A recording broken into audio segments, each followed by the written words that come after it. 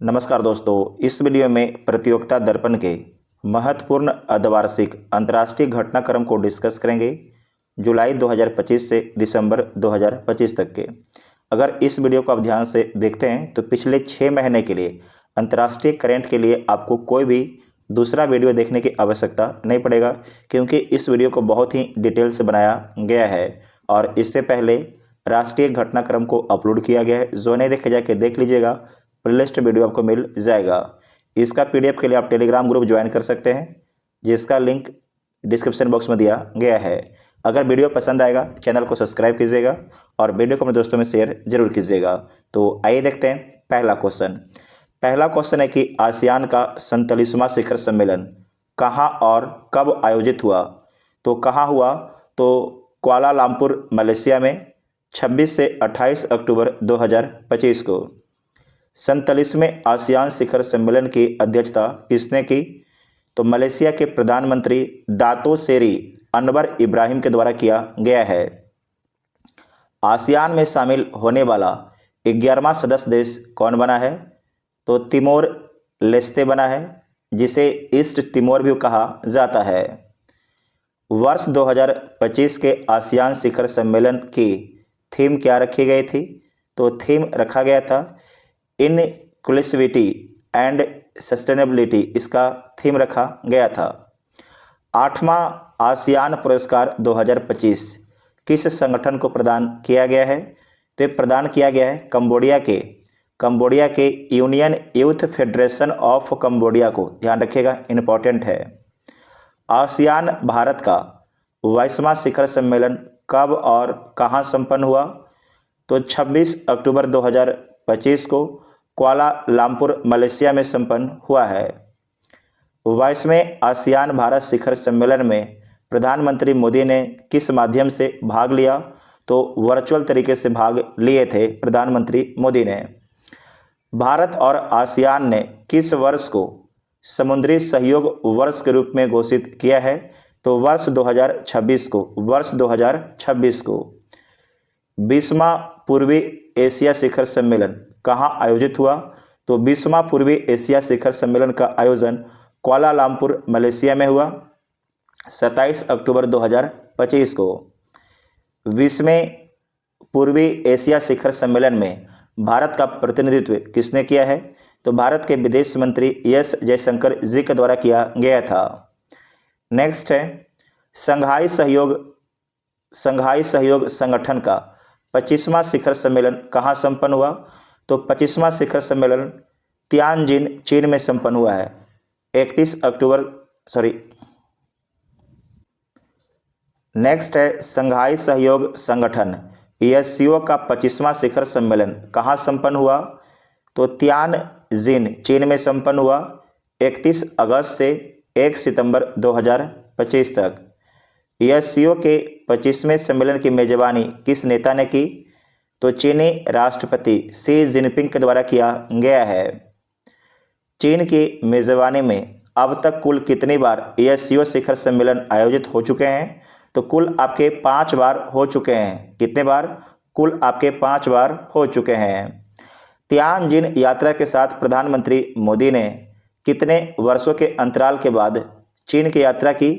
तो 7 वर्ष के अंतराल के बाद चीन की यात्रा की। पिछली यात्रा जो है 2018 में किया गया था प्रधानमंत्री मोदी जी के द्वारा चीन का। वर्ष 2025 के लिए एससीओ शिखर सम्मेलन की थीम क्या थी? तो थीम था संघाई संभावना को कायम रखना, एससीओ ऑन द मूव। इसे ध्यान से याद रखिएगा, सवाल पूछने की संभावना है।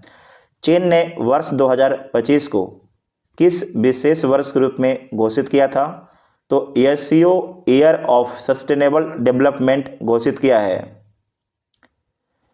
सदस्य देशों ने सुरक्षा और नशीली दवाओं के नियंत्रण हेतु किन 2 समझौते पर हस्ताक्षर किए हैं? तो हस्ताक्षर किया गया है यूनिवर्सल काउंटर ट्रेड सेंटर और एससीओ एंटी ड्रग सेंटर। याद रखिएगा, ये इंपॉर्टेंट है। 2 समझौता हुआ है, एक है यूनिवर्सल काउंटर थ्रेट सेंटर और दूसरा है एससीओ एंटी ड्रग सेंटर। वर्ष 2026 में रीजनल क्लाइमेट समिट का आयोजन कहाँ किया जाएगा? तो कजाकिस्तान में किया जाएगा। एससीओ का आगामी 26वां शिखर सम्मेलन 2026 में किस देश में आयोजित होगा? तो किर्गिस्तान में आयोजित होगा। किर्गिस्तान में आयोजित किया जाएगा। ब्रिक्स का 17वां शिखर सम्मेलन कहाँ आयोजित किया गया? तो ब्रिक्स का 17वां शिखर सम्मेलन रियो डी जेनेरो ब्राजील में किया गया है 6 से 7 जुलाई 2025 को। 17वें ब्रिक्स शिखर सम्मेलन की थीम क्या निर्धारित की गई थी? तो थीम था strengthening global south corporation for more inclusive and sustainable governance इसका थीम था। ब्रिक्स का आगामी 18वां शिखर सम्मेलन किस देश की मेज़बानी में होगा? तो भारत की मेज़बानी में होगा। मोस्ट वीवीआई है। वर्ष 2025 का नाटो शिखर सम्मेलन कहाँ संपन्न हुआ? तो द हेग नीदरलैंड में संपन्न हुआ 24 से 25 जून 2025 को। 1949 में स्थापना के बाद नाटो का शिखर सम्मेलन पहली बार किस देश में आयोजित हुआ? तो ये पहली बार नीदरलैंड में आयोजित होता है। ये मोस्ट इम्पॉर्टेंट है। नाटो का आगामी शिखर सम्मेलन वर्ष 2026 में कहाँ प्रस्तावित है? तो तुर्की देश में प्रस्तावित है, जिसे पहले तुर्की देश बोला जाता था। G7 का 51वां शिखर सम्मेलन 2025 में कहाँ आयोजित हुआ? तो ये आयोजित होता है कनानास्किस कैलगरी कनाडा में। याद रखिएगा। तो इसमें कनाडा जरूर याद रखिएगा, क्योंकि वेरी इंपॉर्टेंट है। ये सवाल पूछने की पूरी संभावना है। 51वें G7 शिखर सम्मेलन की मेजबानी किस प्रधानमंत्री ने की? तो कनाडा के प्रधानमंत्री मार्क कार्नी के द्वारा किया गया था। G7 शिखर सम्मेलन 2025 का मुख्य विषय थीम क्या था? तो थीम था cyber security and protection against cyber threats. याद रखिएगा, ये थीम था। कनाडा में आयोजित G7 के आउटरीच सम्मेलन को भारत की ओर से किसने संबोधित किया? तो प्रधानमंत्री नरेंद्र मोदी जी के द्वारा संबोधित किया गया था। G7 का आगामी 52वां शिखर सम्मेलन जून 2026 में कहाँ आयोजित होगा? तो फ्रांस में आयोजित होगा। कहाँ होगा? फ्रांस में आयोजित होगा। वैश्विक शांति सूचकांक 2025 में भारत को कौन सा स्थान प्राप्त हुआ है? तो वैश्विक शांति सूचकांक में भारत को 115वां स्थान प्राप्त हुआ है और स्कोर मिला है 2.229।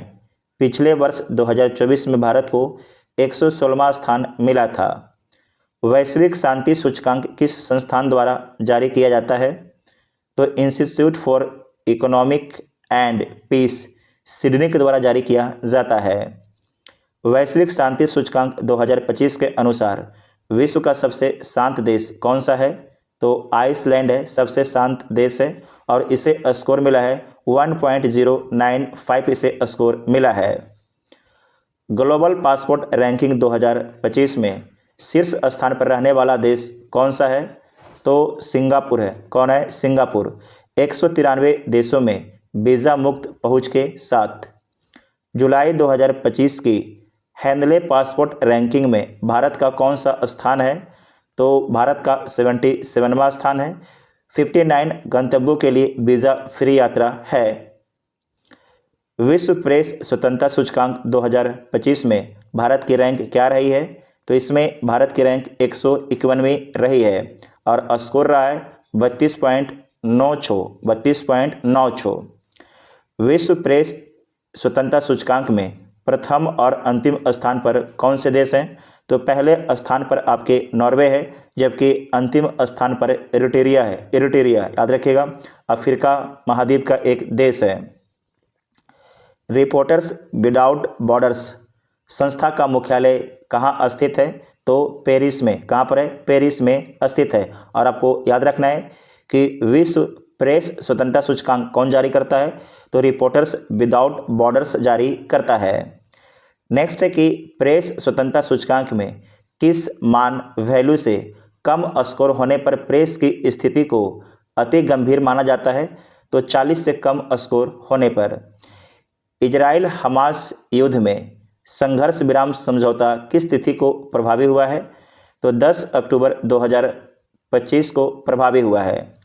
अमेरिकी राष्ट्रपति डोनाल्ड ट्रंप की 20 सूत्रीय ट्रंप प्लान का मुख्य उद्देश्य क्या है?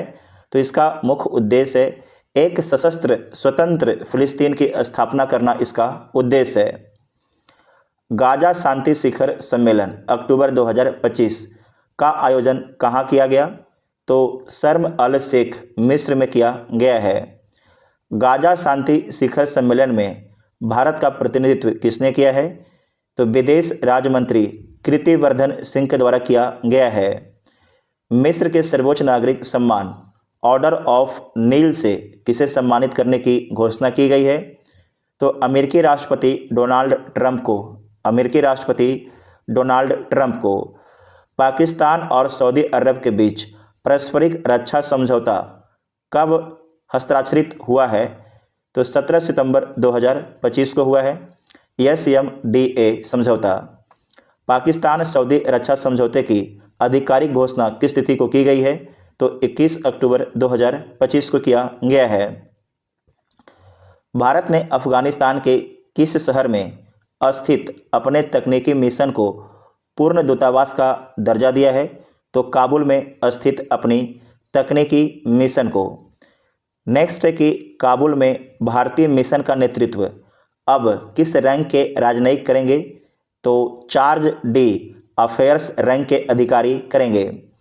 अफगानिस्तान के वर्तमान विदेश मंत्री कौन है जिनके साथ भारतीय विदेश मंत्री की बैठक हुई?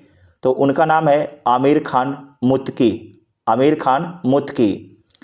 तालिबान के सत्ता में आने के बाद भारत ने काबुल में अपनी राजनयिक उपस्थिति तकनीकी टीम के माध्यम से पुनः कब शुरू की है? तो जून 2022 में। संयुक्त राष्ट्र महासभा में फिलिस्तीन के द्विराज्य समाधान के पक्ष में भारत ने किस घोषणा पत्र का समर्थन किया? तो टू स्टेट सॉल्यूशन के पक्ष में भारत ने न्यूयॉर्क घोषणा पत्र का समर्थन किया है। फिलिस्तीन को राष्ट्र के रूप में मान्यता देने वाले देशों की कुल संख्या सितंबर 2025 तक कितनी हो गई है? तो 157 देश। कुल सदस्य संख्या का 81% है। हाल ही में जो है फ्रांस, कनाडा और यूके सहित 11 देशों ने फिलिस्तीन को देश का मान्यता दिया है। नेक्स्ट है कि बुल्गारिया किस तिथि से यूरो को अपनी आधिकारिक मुद्रा के रूप में अपनाएगा? तो 1 जनवरी 2026 से यह यूरो अपनाने वाला 21वां देश होगा। रूस यूक्रेन युद्ध की समाप्ति हेतु पुतिन और ट्रंप के बीच शांति वार्ता अगस्त 2025 में कहाँ आयोजित हुई? तो ये कहाँ पर हुआ था? तो एंकोरेज अलास्का में हुआ था। एंकोरेज अलास्का अमेरिका में हुआ था, क्योंकि जो अलास्का है अमेरिका का पार्ट है, याद रखिएगा। नेक्स्ट है कि रूस ने हाल ही में किन सोशल मीडिया प्लेटफॉर्म से कॉल करने पर प्रतिबंध लगा दिया है? तो व्हाट्सएप और टेलीग्राम से। अमेरिका ने किस संगठन को विदेशी आतंकी संगठन घोषित किया है जो पहलगांव हमले में शामिल था?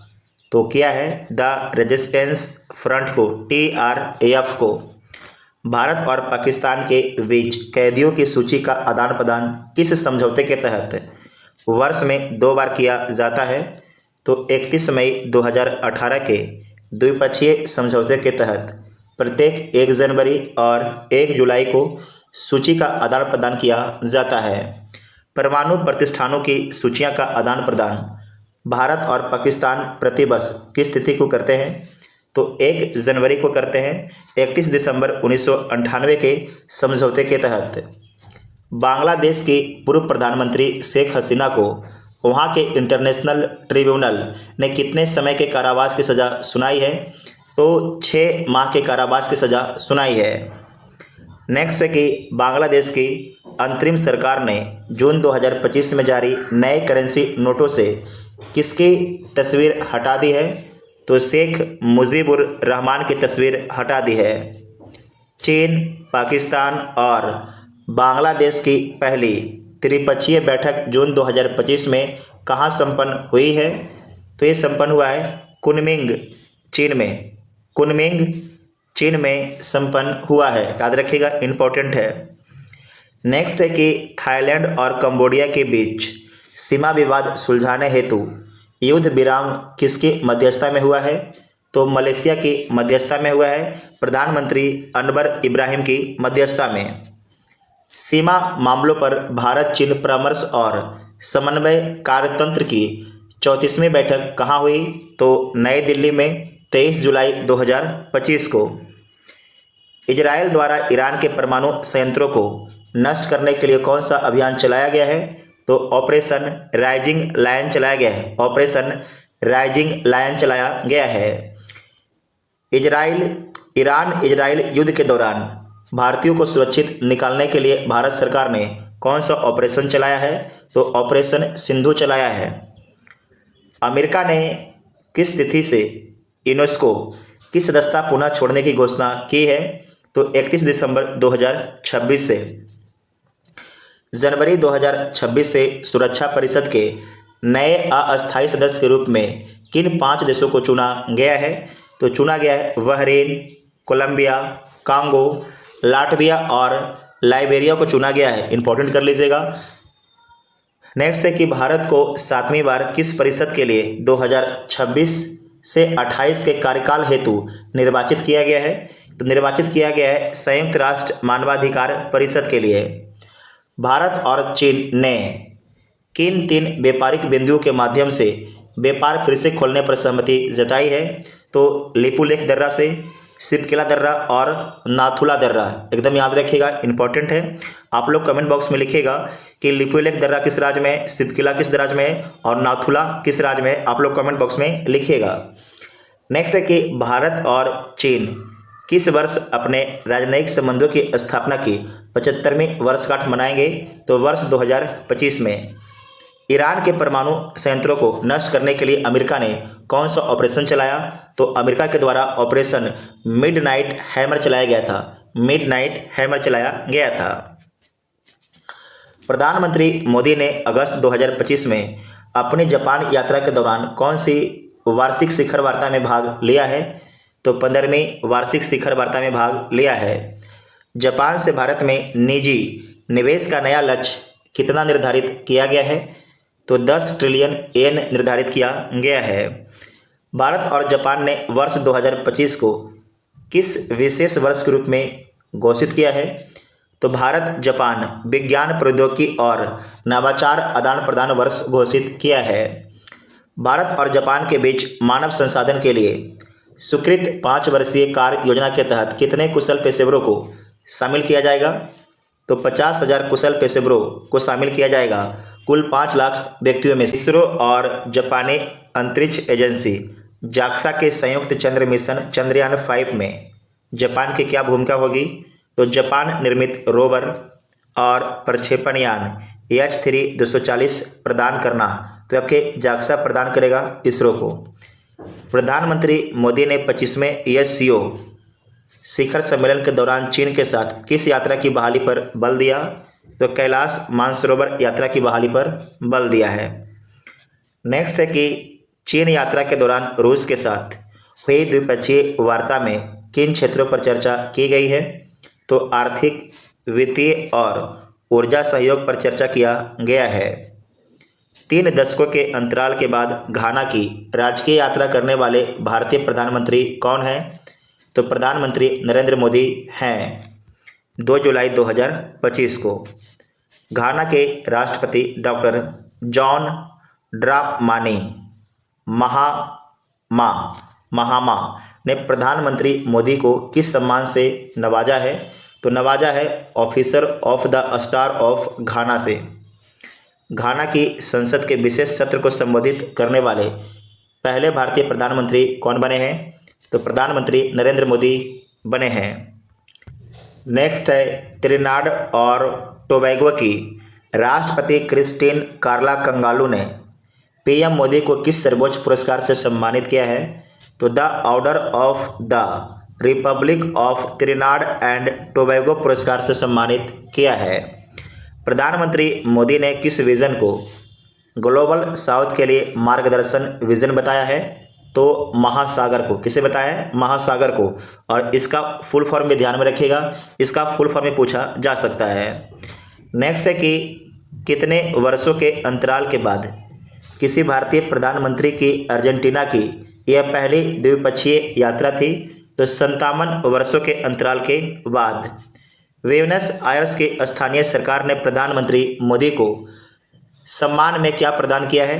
तो प्रदान किया है ब्यूनस आयर्स की कुंजी, की ऑफ ब्यूनस आयर्स प्रदान किया है। याद रखिएगा, इंपॉर्टेंट है। ब्राजील के राष्ट्रपति लूला डा सिल्वा ने पीएम मोदी को किस सम्मान से सम्मानित किया है? तो grand collar of the national order of the southern cross से सम्मानित किया है। भारत और ब्राजील के बीच किन क्षेत्रों में समझौते ज्ञापनों को अंतिम रूप दिया गया है? तो आतंकवाद निरोध, कृषि अनुसंधान, नवीकरणीय ऊर्जा और डिजिटल सहयोग पर। प्रधानमंत्री मोदी ने नामीबिया में किस स्मारक पर डॉक्टर सैम नुजुमा को श्रद्धांजलि अर्पित की है? तो हीरोज एकर स्मारक पर, हीरोज एकर स्मारक पर। नेक्स्ट है कि नामीबिया के राष्ट्रपति नंदी नदेतवा ने पीएम मोदी को किस सर्वोच्च नागरिक सम्मान से सम्मानित किया है? तो Order of the Most Ancient Welwitschia से। ठीक है, याद रखिएगा, सचिया से, इंपॉर्टेंट है। ये नामीबिया का पुरस्कार है। नेक्स्ट है कि भारत और ब्रिटेन के बीच जुलाई 2025 में किस महत्वपूर्ण आर्थिक समझौते पर हस्ताक्षर हुए हैं? तो इंडिया यूके व्यापक आर्थिक और व्यापार समझौते पर। ब्रिटेन यात्रा के दौरान सीबीआई ने किस ब्रिटिश एजेंसी के साथ समझौता ज्ञापन पर हस्ताक्षर किए हैं? तो राष्ट्रीय अपराध एजेंसी के साथ में, राष्ट्रीय अपराध एजेंसी के साथ में, नेशनल क्राइम एजेंसी के साथ में। मालदीव के 60वें स्वतंत्रता दिवस समारोह में शामिल होने वाले पहले भारतीय प्रधानमंत्री कौन बने हैं? तो प्रधानमंत्री नरेंद्र मोदी बने हैं। प्रधानमंत्री मोदी ने मालदीव को स्वास्थ्य सहायता के रूप में क्या सौंपा है? तो आरोग्य मैत्री हेल्थ क्यूब विश्व की 2 इकाइयों को सौंपा गया है प्रधानमंत्री मोदी जी के द्वारा मालदीव को। नेक्स्ट है कि 23 वर्ष बाद साइप्रस की यात्रा करने पर पीएम मोदी को किस सर्वोच्च नागरिक सम्मान से सम्मानित किया गया है? तो ये सम्मानित किया गया है साइप्रस के द्वारा Grand Cross of the Order of Makarios को, ऑफ माकारियस पुरस्कार से सम्मानित किया गया है प्रधानमंत्री मोदी जी को। Grand Cross of the Order of Makarios पुरस्कार से सम्मानित किया गया है। साइप्रस में भारत के साथ व्यापारिक सहयोग बढ़ाने के लिए किस विश्वविद्यालय में चेयर स्थापित करने का समझौता हुआ है? तो निकोसिया विश्वविद्यालय में, निकोसिया विश्वविद्यालय में। नेक्स्ट पॉइंट है कि प्रधानमंत्री मोदी और कनाडा के पीएम मार्क कार्नी के बीच किन कूटनीतिक संबंधों को बहाल करने पर सहमति बनी है? तो राजनयिक सेवाओं की बहाली और नए उच्चायुक्त की तैनाती पर आपकी सहमति बनी है। प्रधानमंत्री नरेंद्र मोदी ने क्रोएशिया की अपनी पहली यात्रा कब की? तो 18 जून 2025 को। राजधानी कहाँ पर है? जाग्रेब है। याद रखिएगा, जो क्रोएशिया है इसकी राजधानी का नाम क्या है? जाग्रेब। भारत और क्रोएशिया ने किस आर्थिक गलियारे के महत्व को कनेक्टिविटी सुधार हेतु स्वीकार किया है? तो ये स्वीकार किया है भारत मध्य पूर्व यूरोप आर्थिक गलियारे के महत्व को, IMEC को। ठीक है। नेक्स्ट है कि ब्रिटिश प्रधानमंत्री कीर स्टारमर 8-9 अक्टूबर 2025 को ये भारत का दौरा किए थे। तो देख लीजिए, ब्रिटिश प्रधानमंत्री कीर स्टारमर ने अपनी मुंबई यात्रा के दौरान किस फिल्म स्टूडियो का दौरा किया है? तो यश राज फिल्म स्टूडियो का दौरा किया है, जो मुंबई के अंधेरी में स्थित है। भारत के किस संस्थान ने ब्रिटिश फिल्म इंस्टीट्यूट के साथ में समझौता किया है? तो भारतीय फिल्म विकास निगम ने समझौता किया है। भारत और ब्रिटेन ने वर्ष 2030 तक द्विपक्षीय व्यापार का क्या लक्ष्य रखा है? तो व्यापार को दोगुना करना। वर्तमान में 56 अरब डॉलर से बढ़कर इसे दोगुना करना है और वर्तमान में 56 अरब डॉलर का व्यापार होता है। ठीक है, तो इसे ध्यान से याद रखिएगा कि भारत और ब्रिटेन ने वर्ष 2030 तक द्विपक्षीय व्यापार का लक्ष्य क्या रखा है, तो व्यापार को दोगुना करना लक्ष्य रखा। ब्रिटेन से भारत 350 मिलियन डॉलर के बहुउद्देशीय मिसाइल खरीदेगा। सुरक्षा सहयोग के तहत कौन किसे प्रशिक्षण प्रदान करेगा? भारतीय सेना और ब्रिटेन की सेना में। तो ध्यान रखिएगा, जो भारत की वायुसेना है वो आपके प्रशिक्षण देगी किसे, तो ब्रिटेन की रॉयल वायुसेना को। नेक्स्ट है कि मंगोलिया के राष्ट्रपति खुरैल सुखउखना, तो इनके बारे में ध्यान से समझिएगा कि प्रधानमंत्री मोदी ने भारत और मंगोलिया के बीच बौद्ध धर्म के संबंधों को देखते हुए क्या संज्ञा दी है, तो स्पिरिचुअल सिबलिंग की संज्ञा दी है।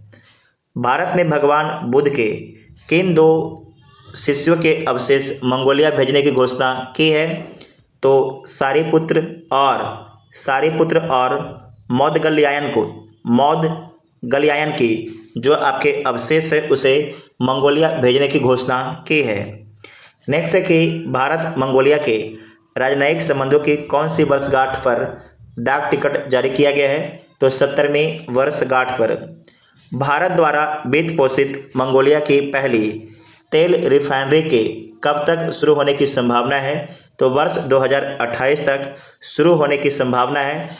1.7 अरब डॉलर की लाइन ऑफ क्रेडिट भारत सरकार के द्वारा दिया गया है मंगोलिया को। नेक्स्ट है कि जो श्रीलंका है, श्रीलंका के प्रधानमंत्री का नाम है डॉक्टर हरिनी अमरसूरिया, इंपॉर्टेंट है। तो डॉक्टर हरिनी अमरसूरिया दिल्ली के किस कॉलेज की पूर्व छात्रा रही हैं, तो हिंदू कॉलेज दिल्ली विश्वविद्यालय की पूर्व छात्रा रही हैं। 1991 से 1994 बैच की छात्रा हैं। डॉक्टर हरिनी ने भारत में किस समिट में मुख्य वक्ता के रूप में भाग लिया, तो एनडीटीवी वर्ल्ड समिट 2025 के मुख्य वक्ता के रूप में भाग लिया है। नेक्स्ट है कि मॉरिशस के प्रधानमंत्री कौन है, तो नवीन राम गुलाम। तो प्रधानमंत्री मोदी ने मॉरिशस के लिए कितने मिलियन डॉलर के विशेष पैकेज की सहमति दी है, तो 680 मिलियन डॉलर से अधिक। इसके अतिरिक्त 25 मिलियन डॉलर बजटीय सहायता भी भारत देगा मॉरिशस को, ध्यान रखिएगा। नेक्स्ट है कि जो मॉरिशस है इसके प्रधानमंत्री का नाम है नवीन राम गुलाम। मॉरिशस में फ्लोटिंग सोलर प्लांट 17.5 मेगावाट का स्थापित करने में कौन सी भारतीय कंपनी मदद करेगी, तो एनटीपीसी कंपनी करेगी। एनटीपीसी लिमिटेड कंपनी करेगी। ठीक है, national thermal power corporation company करेगी। नेक्स्ट है कि सिंगापुर के जो प्रधानमंत्री हैं उनका नाम है लॉरेंस वांग। क्या नाम है? लॉरेंस वांग। तो सुनिए, सिंगापुर के प्रधानमंत्री और पीएम मोदी ने किस बंदरगाह पर नाहवा सेवा टर्मिनल का उद्घाटन किया है, तो मुंबई बंदरगाह पर, जिसे जवाहरलाल नेहरू पोर्ट भी बोला जाता है। सिंगापुर के अथॉरिटी ने इस टर्मिनल परियोजना में कितना निवेश किया है, तो 1 अरब अमेरिकी डॉलर इन्वेस्ट किया है। नेक्स्ट है कि फिलीपींस के राष्ट्रपति हैं फर्डिनेंड आर मार्कोस, इंपॉर्टेंट है।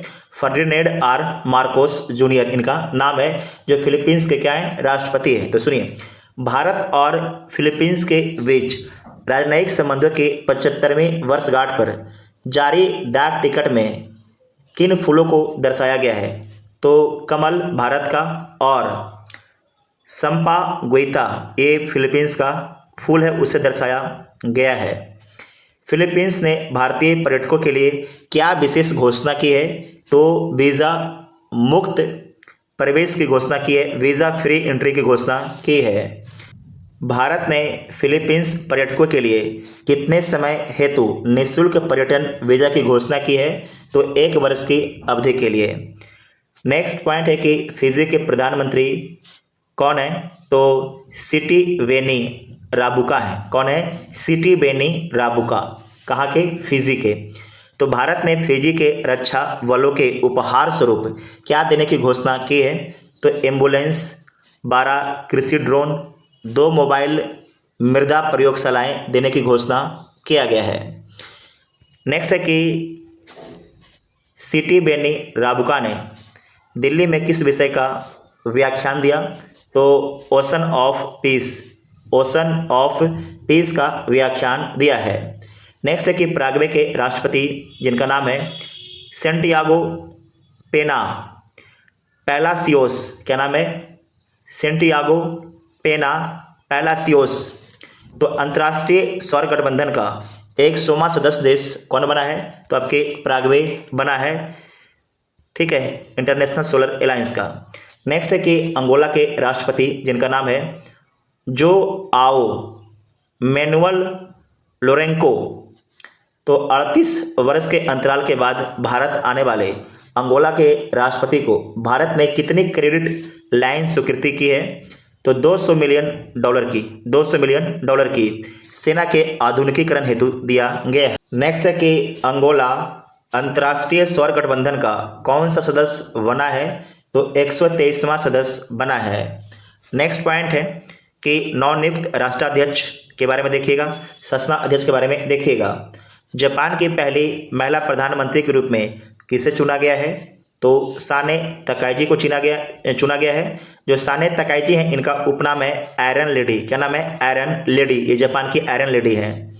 नेपाल की पहली महिला न्यायाधीश जिन्हें अंतरिम प्रधानमंत्री नियुक्त किया गया है वो कौन है? उनका नाम क्या है? तो उनका नाम है सुशीला कार्की। क्या नाम है? सुशीला कार्की। सेशेल्स के नवनिर्वाचित राष्ट्रपति कौन है जिन्होंने भारतीय मूल के वैवल राम कलावन को हराया है? तो किसने हराया है? पैट्रिक हरमेनी ने। किसने हराया है? पैट्रिक हरमेनी ने। ये सेशेल्स के नए चुने गए राष्ट्रपति हैं। दक्षिण कोरिया के नए राष्ट्रपति कौन निर्वाचित हुए हैं? तो ली जे मियोंग।